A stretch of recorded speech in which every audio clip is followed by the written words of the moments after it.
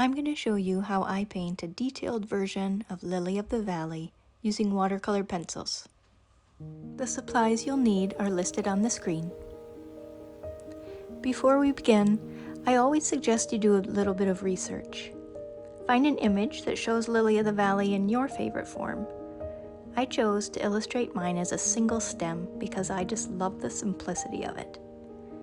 You can check science books, field guides, Google, or even your own backyard for some inspiration.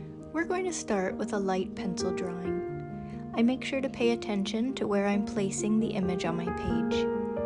Just take your time, make sure it's centered. Eyeball where the top of the leaves are compared to where the bottom of the stem might be. You don't want either end sort of falling off the page. No matter how good your painting is, if it's not aesthetically pleasing and balanced on the page, it will detract from the overall quality of your work. So, that said, you can make this as detailed or as loose as you feel necessary. I want to make sure all my petals are in the right place, and then I just lightly penciled in a larger leaf behind them. I want to use my masking fluid for the white petals. It's just an easier way to make sure our whites stay white, and then we can wipe it away when we're done painting the leaf. But nuts, it doesn't seem to be working. Maybe it's a little old, I haven't used it in quite a while, and I just seem to be making a little mess.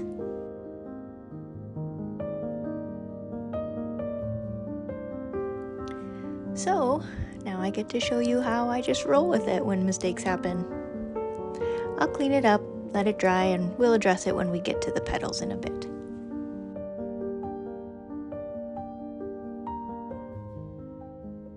Alright, moving on. Look for one of the lightest color greens in your leaf or your leaves. We're going to lay this down as our base color.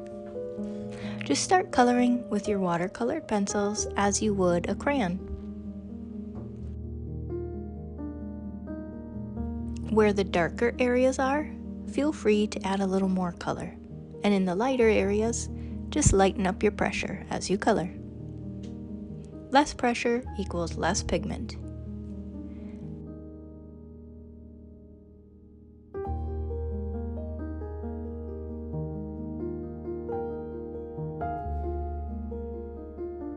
Before we add any water, we're going to work in a few other colors. Look for variations in your green leaves. I'm using darker green, and you might see some yellow tones in certain areas.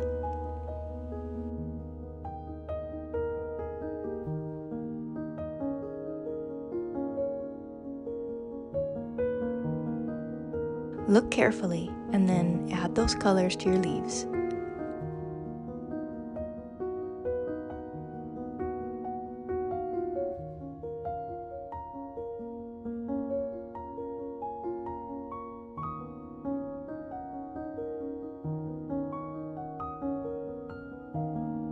Overlapping is just fine at this point, even encouraged.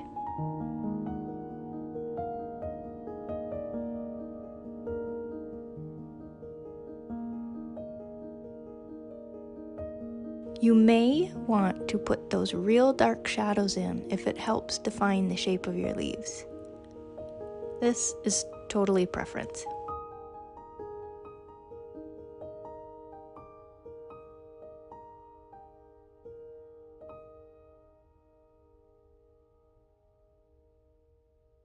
This is going to allow our pigments to sort of melt into one another when we add the water in the next step, giving a more natural look.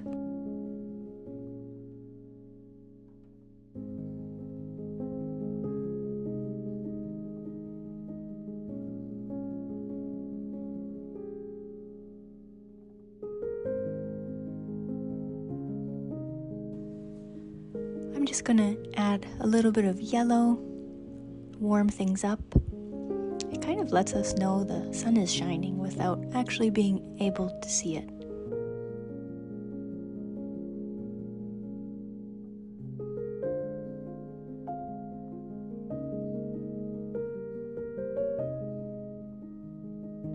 Okay, I feel like I have a good handle on the lights and the darkest darks, but I'm gonna go in and add another layer of sort of the mid-tone greens.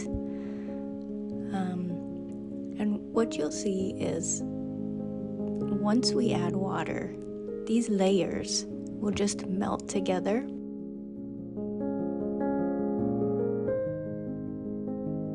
Creating a really authentic leaf color. So feel free to add as many layers, as many different color greens as you'd like.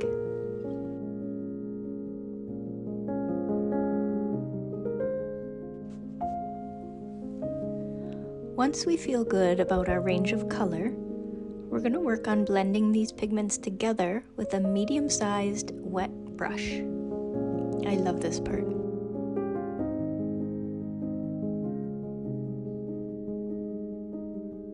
I find that I am more pleased with how the colors blend when I start with the lighter shades and work them into the darker areas. If you find that your pigment is running away from you, that means you're probably using too much water. Just keep a paper towel handy and dab off any excess water. You may run into some harsh lines as you go. The water if you've had too much water on your brush, it might leave a little bit of a harsh line. Just keep blending. They will go away. That's the magic of watercolor.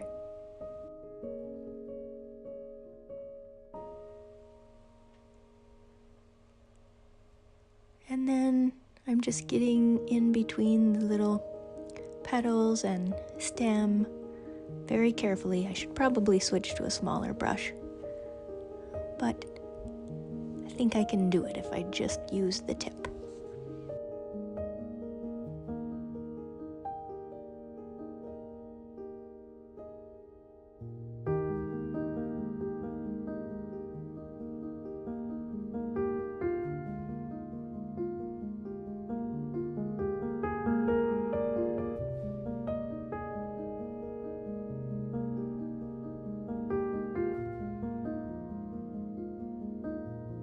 Now for the base of the leaf. It's one of the darkest points. We're going to use some brown, maybe even a little red.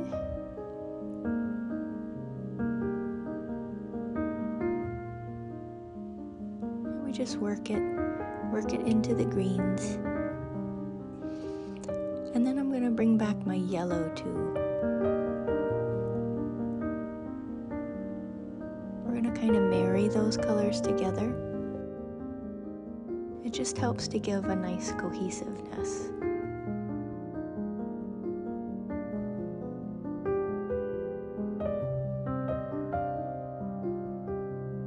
And then with one of my tiny brushes, we'll go in and add some water. Watch the colors blend together.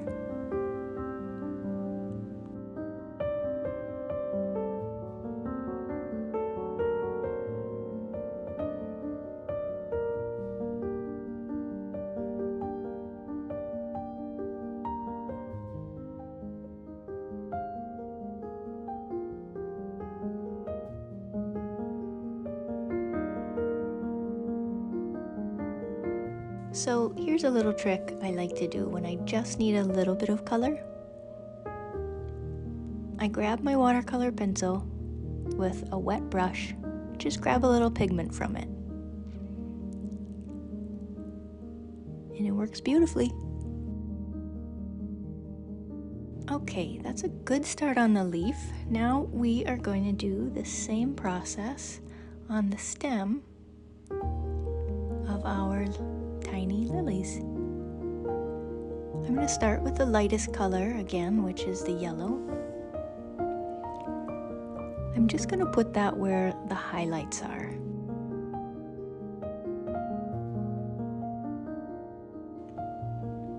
So again, in your reference photo, you look for where the light is hitting, and those are going to be your lightest lights. And then look for the shadows.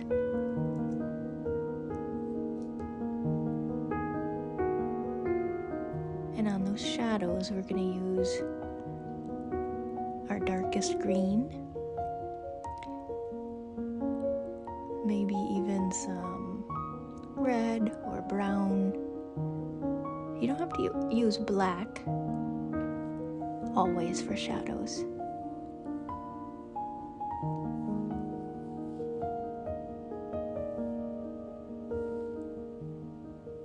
Just be creative with the colors that you choose.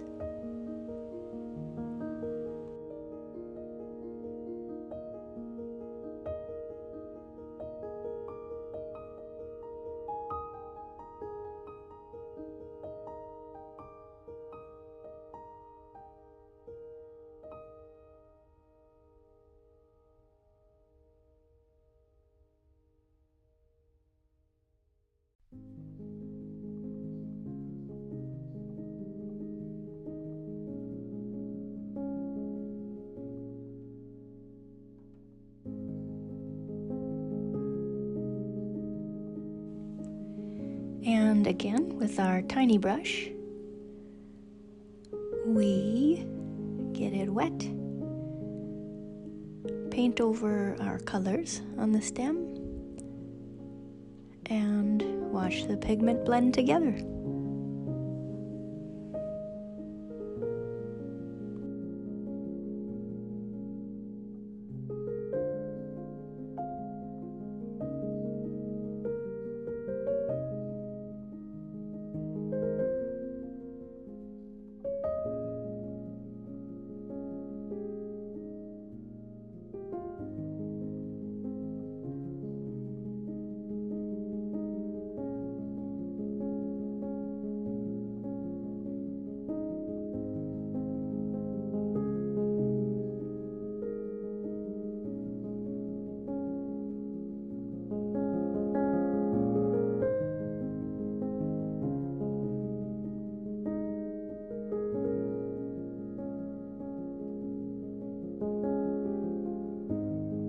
With a slightly wider brush, I'm going to use this to paint over the grass at the bottom of the stems.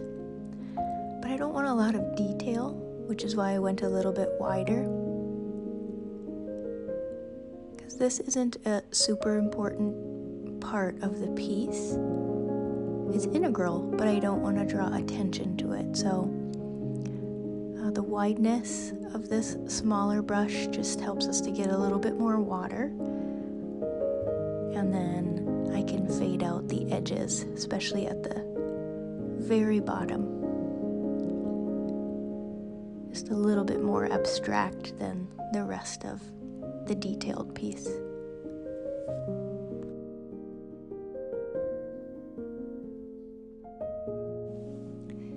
Now it's time to finally address the error in the middle of my page. With my gray, I'm going to add a little bit of pigment to the lily petals to start bringing some dimension to them. And I think you'll see the bluish spot from my masking fluid start to fade into those shadows.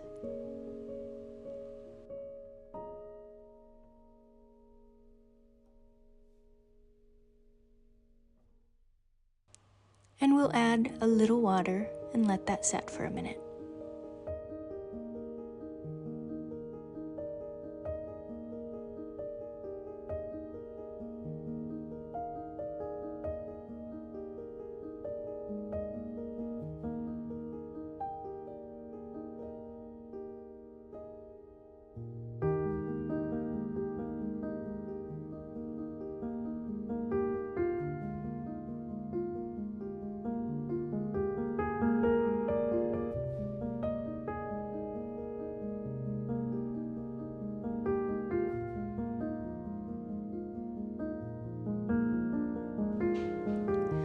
While the first layer of our petals dries, I'm just going to go back over my leaf, giving it some more attention.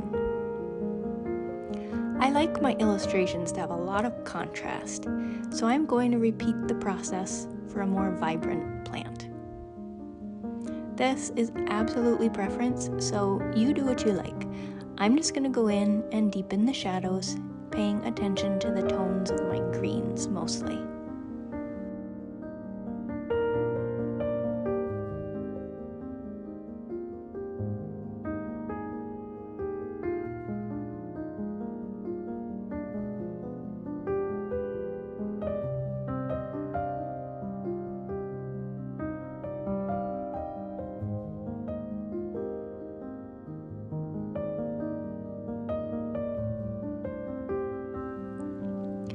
Do I need some blues in that shadow? Or maybe a little warm brown in the deepest areas? Or perhaps more yellow in an area of the leaf that's getting a lot of light?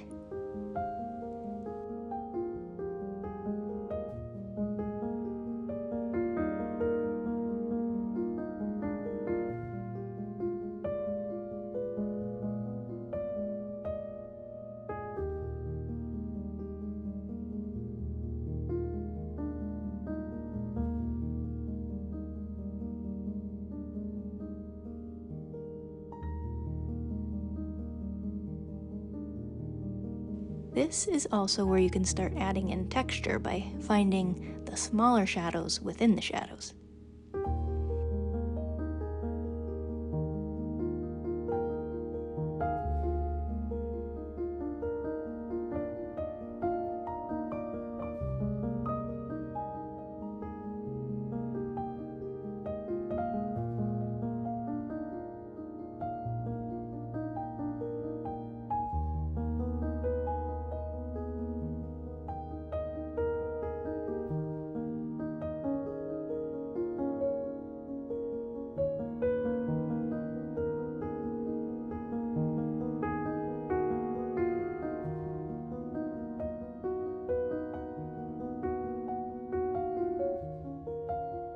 Then repeat your blending process with a damp brush.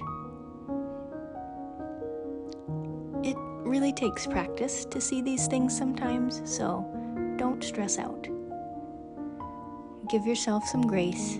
Just be content with a layer or two.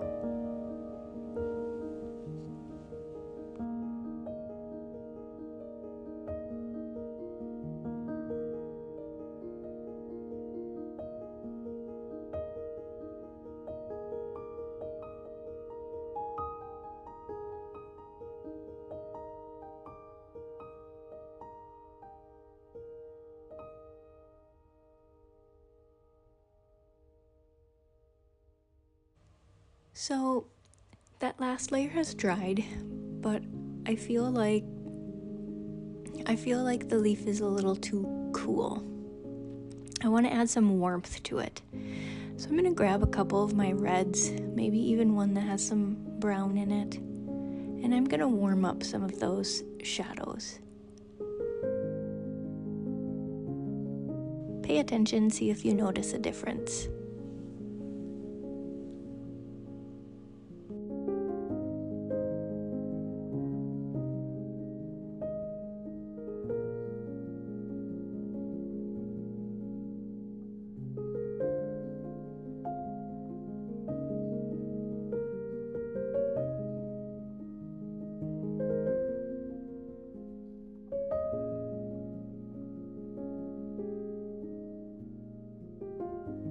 Now to bring one more layer of dimension, we're going to add the highlights. Look for those lightest lights. In this case, it's a couple of spots on the flower stem and a section of the leaf.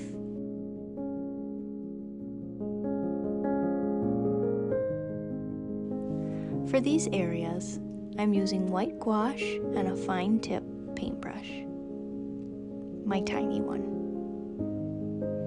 To get that opaque white, you won't need any water, just use it straight from the tube.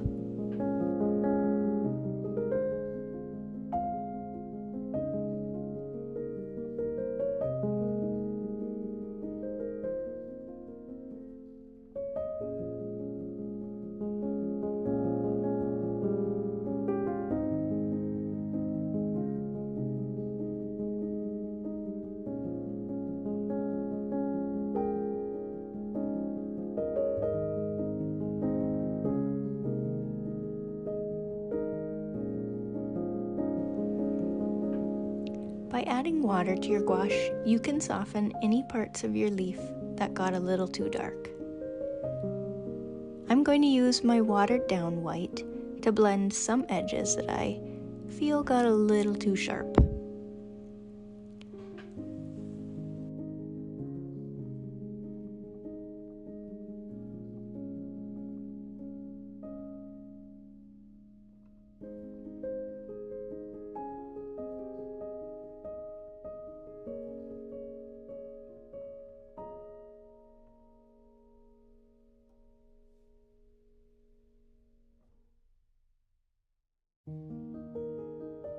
For those finer white details, sometimes I like to use a white gel pen, but I think the line is too wide for my liking. I'm sure I can get a finer line with my tiny paintbrush. Honestly, it's all a little bit of trial and error. It's okay to mix things up if something you're using isn't working.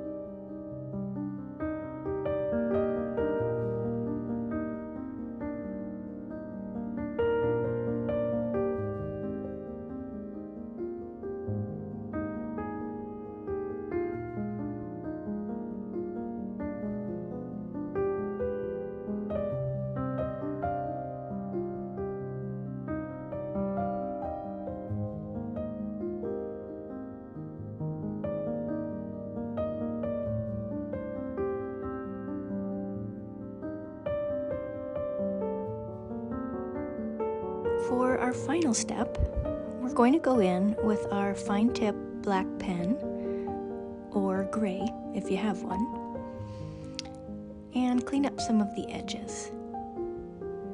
Remember, there were areas that I wanted sharp and I wanted the bottom stem softer. So I'm only going to focus my pen marks around the areas that I want sharp, like the petals.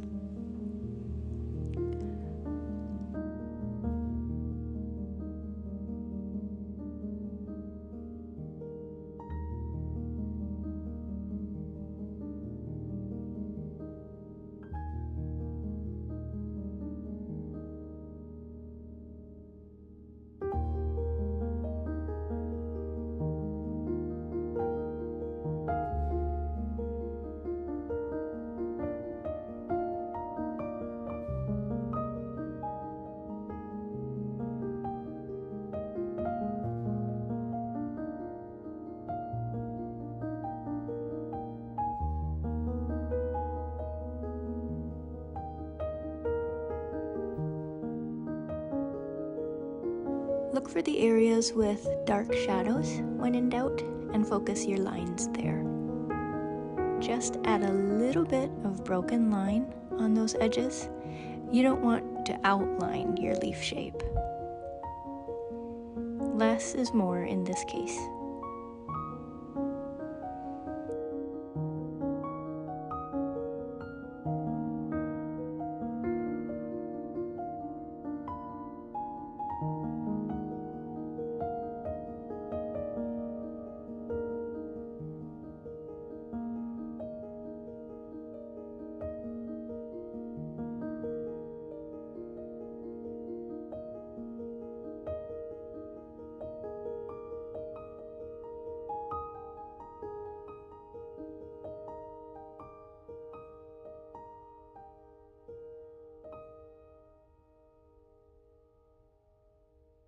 Take a step back and look at your work. If you see any areas that need a little extra attention, now is the time to address that.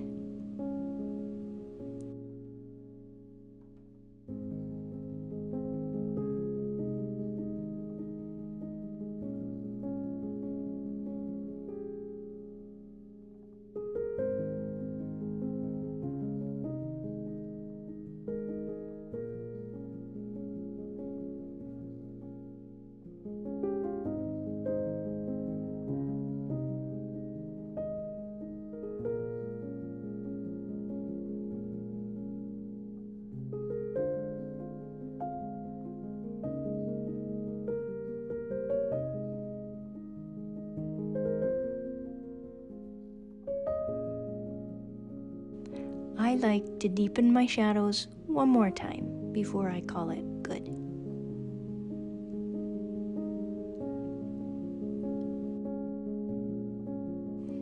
And I feel like the petals fall a little flat, so I want to give them a bit of color, and I'm thinking pink will be perfect. You know, they turn a little pink right before they start to fade. That's what I'm going for.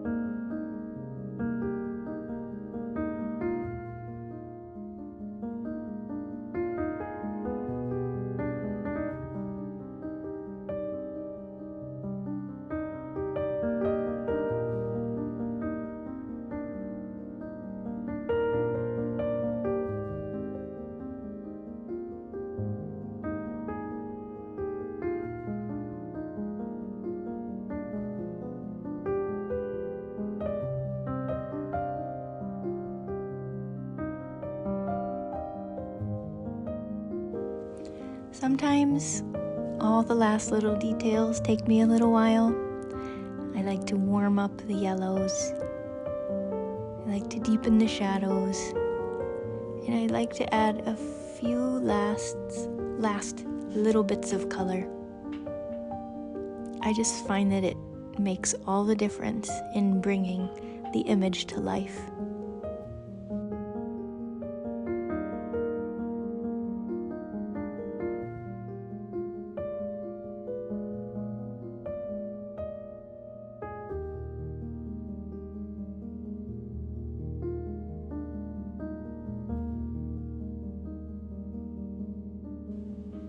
I should also note, this last step is done with colored pencils. They work right over the top of watercolored pencils.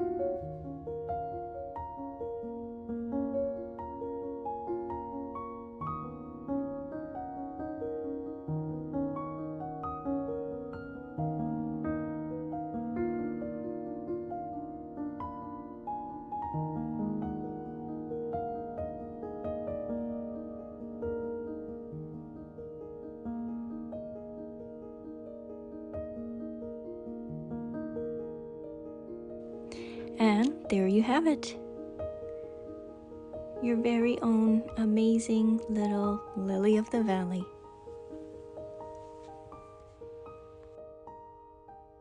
If you enjoyed painting that lily of the valley with me, I think you're gonna like this one next.